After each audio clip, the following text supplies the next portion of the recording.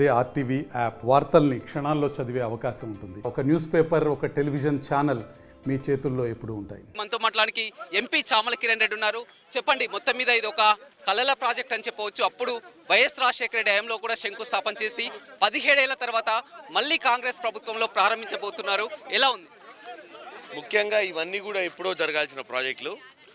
గత 10 ఏళ్లుగా బీఆర్ఎస్ హయాంలో ఈ చిన్న చిన్న ప్రాజెక్టులకు ఒక 4-5 వేల కోట్లు ఖర్చు పెట్టుంటే లక్షలాది ఎకరాలు నీళ్లు పారాయి. కానీ ఆ ప్రభుత్వానికి చిత్తశుద్ధి లేదు.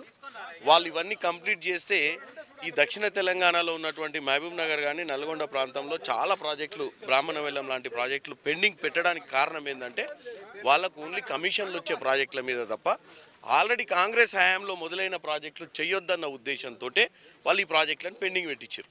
కానీ ఈరోజు కాంగ్రెస్ పార్టీ వచ్చిన తర్వాత పాలనపై చిత్తశుద్ధి, రైతుల మీద ఉన్నటువంటి ప్రేమ, మమకారము, రాష్ట్రం మొత్తాన్ని ఒకే తీరుగా చూసేటువంటి విధానం.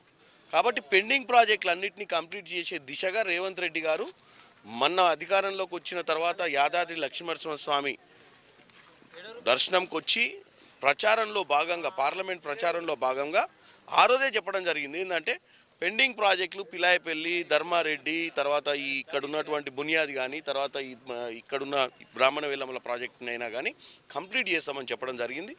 టైంకి కంప్లీట్ చేస్తున్నారు.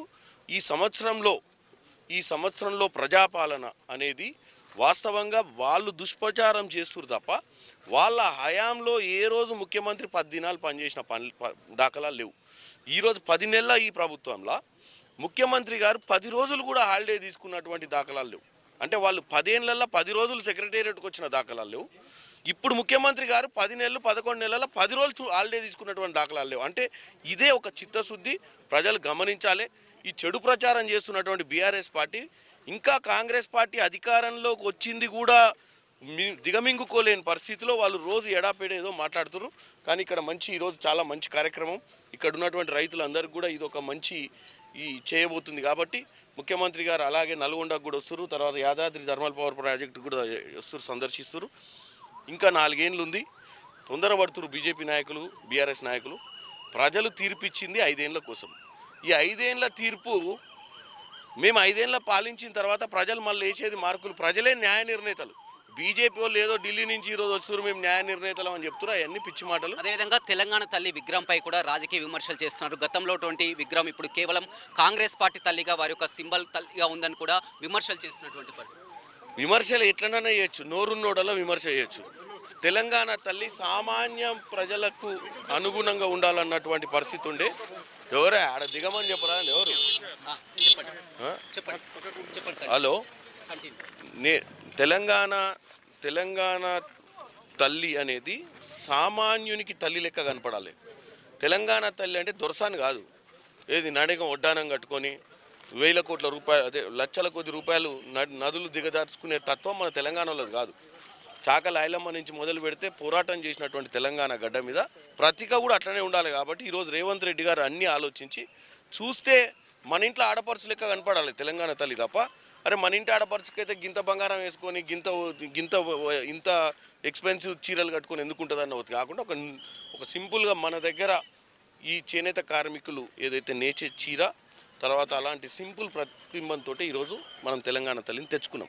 వాళ్ళు ఏదైనా చెప్పొచ్చుగా, వాళ్ళు దేన్ని ఒప్పుకోరు. నువ్వు ఇవాళ బ్రహ్మాండంగా అన్నీ చేసినా కానీ ఒప్పుకోరు. 22 లక్షల మంది రైతులకు రుణమాఫీ అయింది.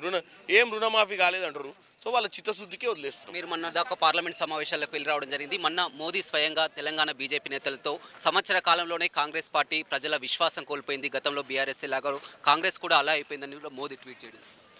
మోడీ అనే వ్యక్తి, బీజేపీ అనే పార్టీ బీఆర్ఎస్కి రుణపడి ఉంది. ఎందుకంటే ఈరోజు 8 మంది పార్లమెంట్ సభ్యులు బీఆర్ఎస్కి వచ్చి బీజేపీకి వచ్చిరంటే బీఆర్ఎస్ సొంతంగా సున్నాకు వచ్చి ఈరోజు బీజేపీని 8 మందికి తీసుకుపోయిందంటే ఎవరు పుణ్యాన్ని వచ్చినాయి? బీఆర్ఎస్ పుణ్యాన్ని వచ్చినాయి. కాబట్టి ఇక్కడ కాంగ్రెస్ పార్టీని అధికారంలో ఓర్వలేనితనం ఇద్దరికి ఉంది. ఇప్పుడు బీజేపీకి ఉంది, బీఆర్ఎస్కి ఉంది. మేము ఏం చేస్తామో మోడీ పార్లమెంట్లో కూర్చొని ఏం చెప్తాడు? మోడీకి 3వసారి ఇచ్చిర్రు అధికారం. కాంగ్రెస్ పార్టీకి మళ్ళీ అధికారం ఇవ్వాలంటే 5 ఏళ్ళు కావాలి కదా. 5 ఏళ్ళ ప్రోగ్రెస్ రిపోర్ట్ ఎవరు ఇస్తారు? ఓటర్లు ఇస్తారు. ఎవరే ఓటేస్తే ముఖ్యమంత్రి అవుతారు, మంత్రులు అవుతారు, ఎమ్మెల్యేలు అవుతారు, జనం వేస్తే అవుతారు. మరి జనము డిక్లేర్ చేయాలి ఎవరేందనేది తప్ప వాళ్ళు ఎవరు డిక్లేర్ చేయడానికి? సో కాబట్టి మోడీ గారు ఆవేశపడుతున్నారు. మోడీ గారికి చాలా పనులు ఉన్నాయి చేయాల్సినవి. అబ్కి బార్ 400 అన్న కాడ అబ్కి బార్ 240లోనే ఆగింది. నెక్స్ట్ టైం చాలా గడ్డు కాలం ఉంటుంది. ఇప్పుడు ఏందో నడుస్తుంది కాబట్టి నడిపిస్తున్నారు. సామవేద దండోపాయాలు ఉపయోగించి ఎన్నికలు గెలవడం గొప్ప కాదు. డెఫినెట్గా ప్రజాస్వామ్యంలో ఏదో రోజు ప్రజలు తిరగబడతారు. మొన్నటిదాకా నియంత పాలన అనుకున్నటువంటి కేసీఆర్ ఫామ్ హౌస్లో బోర్లో వండుకొని కూడా ఇంకా నన్ను ఎప్పుడు కూడా తెలంగాణ ప్రజలు నన్నే దేవుని లెక్క గొలిపిస్తారు అనుకుంటే తీసి అవతల ఇసిరేసారు. సేమ్ గట్టినే జరుగుద్ది రాజకీయాలు. చూడొచ్చు మొత్తం మీద గతంలో 10 ఏళ్లలో కూడా బీఆర్ఎస్ నిధులు ఇవ్వకుండా కూడా దీన్ని మొత్తం బ్రాహ్మణ వెల్లంల ప్రాజెక్ట్ని నిలిపివేసింది. గతంలో వైఎస్ఆర్ హయాంలో కూడా కాంగ్రెస్ ప్రభుత్వంలో ప్రారంభించుకోవడం జరిగింది, శంకుస్థాపన చేసుకోవడం జరిగింది. మళ్ళీ 17 ఏళ్ల తర్వాత కూడా మోక్షం లభించింది. సంవత్సర కాలంలోనే పెండింగ్ ప్రాజెక్టులన్నీ కూడా పూర్తి చేసుకుంటున్నామని ఎంపీ చామల కిరణ్ రెడ్డి చెప్తున్నారు. O2 studio. మరిన్ని వీడియోస్ కోసం ఛానల్ ని సబ్స్క్రైబ్ చేయండి. లేటెస్ట్ అప్డేట్స్ కోసం వాట్సాప్ ఛానల్ ని ఫాలో అవ్వండి. ఆ లింక్ డిస్క్రిప్షన్ లో ఉంది.